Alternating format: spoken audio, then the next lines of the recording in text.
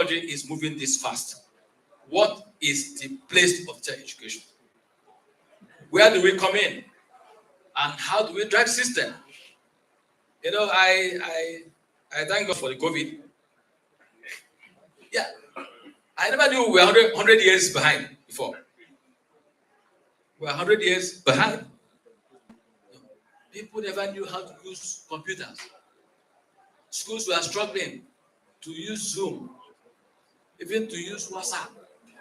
It was a problem, And so they started, doing it. And I was conducting for a school, and they were asking me, please, how do we keep the system running? I said, if you don't do this thing, your school dismiss.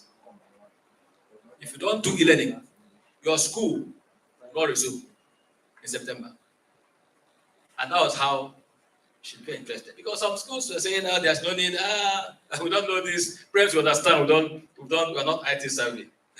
That's okay. If you don't do it, your school will not resume next session because there will be nobody coming here. And that was how we started doing it, and we drove it. So at the end of time, parents came. What parents were looking out for was, you see, parents expect so much from schools. Do you know? Yeah, parents expect so much from schools. That's one of the things we should also be talking about. The curriculum should also meet the expectation of parents. So now parents now say, okay, if you're able to drive the system during the COVID, that means people are doing very well. But I never knew you guys have IT section in your school. There was no IT section. Just because COVID came, we did one emergency thing just to make sure we return our customers. Do you understand that? And so we have come to the point where we should promote technology-enhanced learning.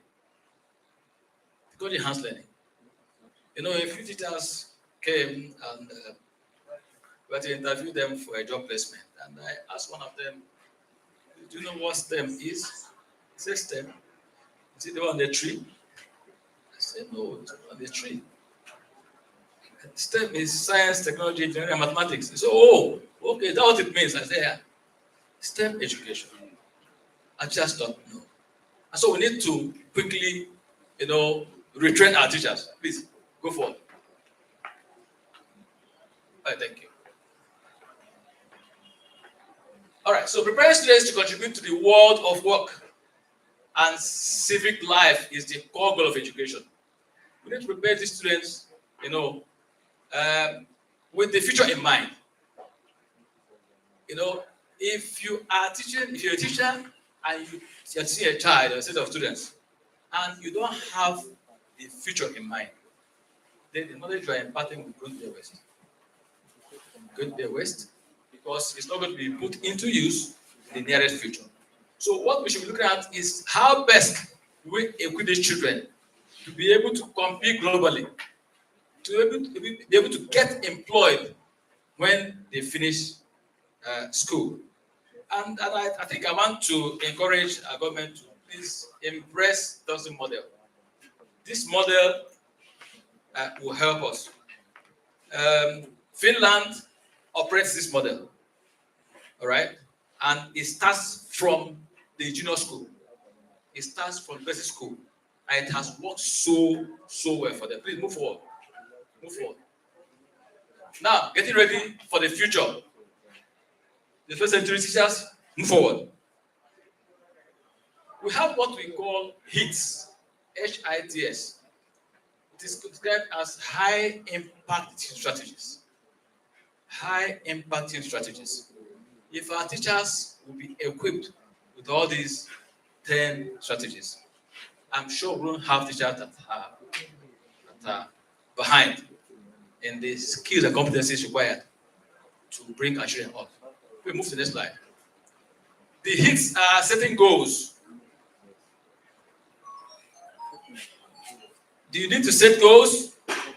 That's where you need to state your learning objectives.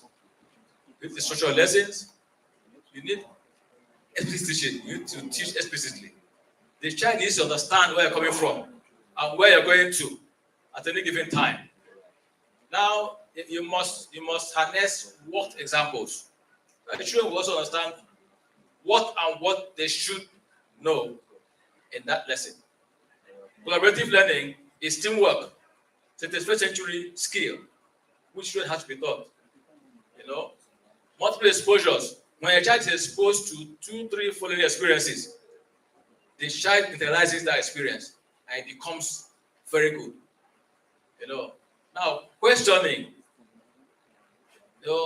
Children should understand that there is need for them to ask questions. When they ask questions, they should get answers. They should get feedbacks. In the classroom. In most schools here, when you ask questions, they say, "No, sit down, no question. Sit down, no question." Sometimes your classmates will give to make a caricature of you because asking, you too sabi to the ask question. Do you understand? Yes, sir. Just to usher the teacher out. That is just so we need to with this skill of questioning. Now, feedback. When the teacher receives feedback from the students, he's also helping himself. Okay?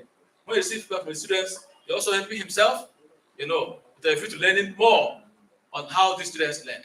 Now, that brings us to metacognitive strategies. Metacognition is teaching a child to understand how best he learns. When a child understands how best he learns, it's easier for him to really understand himself, if he's studying. And the last one is differentiated teaching. That's where SEN comes in. Special education needs children. When you practice inclusiveness in the teaching and learning process. And that's what we do. So move to the next one. Okay. Now, teachers should embrace the following. These are emerging areas in education which we must embrace. One is entrepreneurial education, which Tongston is preaching. I think this gospel should spread.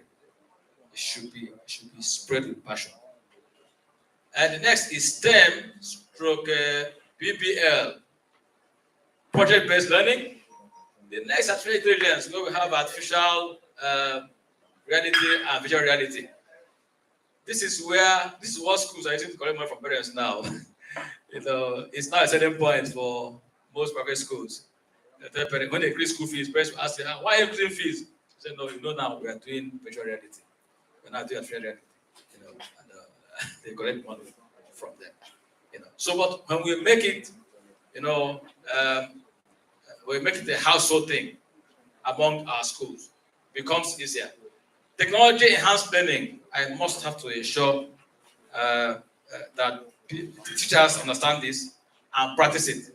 Use of smart boards, the use of learning ecologies is very important in this area. Climate change education. Countries like Singapore, the UK,